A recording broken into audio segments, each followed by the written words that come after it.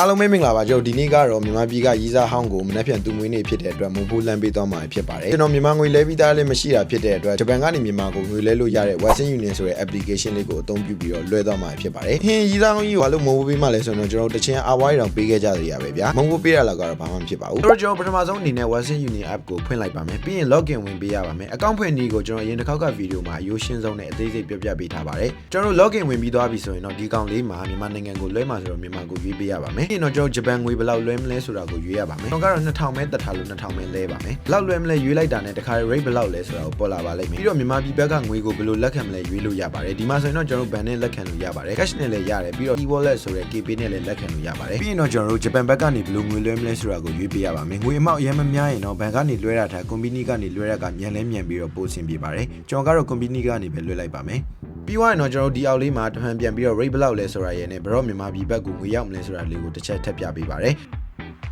ဒီကောင်လေးပေါ်လာရင်လည်း accept လေးနှိပ်ပြလိုက်ပါ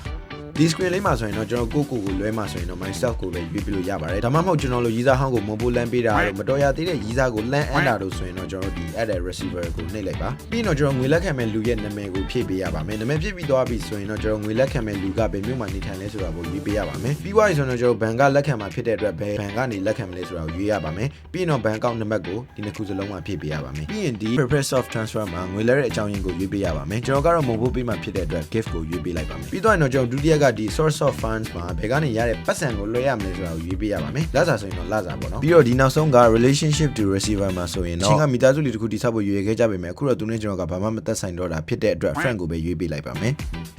နောက်ထပ် screen လေးတစ်ခုထပ်ပေါ်လာရင်တော့ဒီကောင်လေးတွေကိုအမှန်လေးတွေချစ်ပေးပြီးတော့ send ကိုနှိပ်ပေးလိုက်ပါပြီးတော့ကျွန်တော်တို့ဒီမှာပေါ်လာတဲ့ reference number နဲ့ confirmation number တို့ကို screenshot လေးရင်ရိုက်ထားလိုက်ပါရေးကြည့်ပါတယ် community မှာငွေသွားလဲတဲ့အခါဒီကောင်လေးနှစ်ခုကိုလိုအပ်ပါတယ်ဒါဆိုရင်တော့ကျွန်တော် information တွေအကုန်လုံးကိုတစ်ဖန်ပြန် check လို့ရအောင်ပြန်ပြပေးပါတယ်ကဲဒါဆိုရင်တော့ကျွန်တော်ဖုန်းထဲကလောက်ရမယ့်ဟာကဒါအကုန်ပါပဲပြီးတော့ကျွန်တော်ငွေလွှဲမဲ့ပမာဏကို community မှာရှင်းမှဖြစ်တဲ့အတွက်လော်ဆန်ကဒီဆက်လေးစီကိုတွားလိုက်ပါမယ်ပြီးတော့ရင်တော့ပထမဆုံး screen မှာပေါ်နေတဲ့ဒီကောင်လေးကိုနှိပ်ပေးလိုက်ပါဒီ screen မှာတော့ဒီ keyboard လေးပေါ်လာပြီဆိုရင်ခုနက screenshot ရိုက်ယူပြီးတင်ထားတဲ့ reference number ဆိုတဲ့နံပါတ်အရှည်လေးကိုရိုက်ပေးရပါမယ်ပြီးလို့ဒီကောင်လေးပေါ်လာပြီဆိုရင်တော့ဒုတိယမြောက်ဖြစ်တဲ့ confirmation code အတူလေးကိုရိုက်ထည့်ပေးရပါမယ်ဒီကောင်လေးတွေရိုက်ထည့်ပြီးသွားပြီဆိုရင်တော့ငွေပေးချေရမယ့်ဆက်လေးလေးထွက်လာပါလိမ့်မယ်ဒါဆိုရင်တော့ကျွန်တော်တို့ Lawson ကကောင်တာမှာတခါတည်းငွေရှင်းလိုက်ရုံပါပဲကဲဒါဆိုရင်တော့ကျွန်တော်ရဲ့ရီးစားဟောင်းကိုမုံဖိုးပေးခြင်းခီးစဉ်ကတော့ပြီးဆုံးပါပြီဒီဗီဒီယိုတက်လာတဲ့အချိန်ဆိုရင်တော့သူလည်းသူ့ဘဲအစ်စ်ကြီးနဲ့ကျွန်တော်ပေးတဲ့မုံဖိုးနဲ့မုတ်တွေပါစားပြီးလောက်ပါပြီကဲနောက်ဗီဒီယိုမှာပြန်လည်ဆုံတွေ့ကြပါမယ် bye bye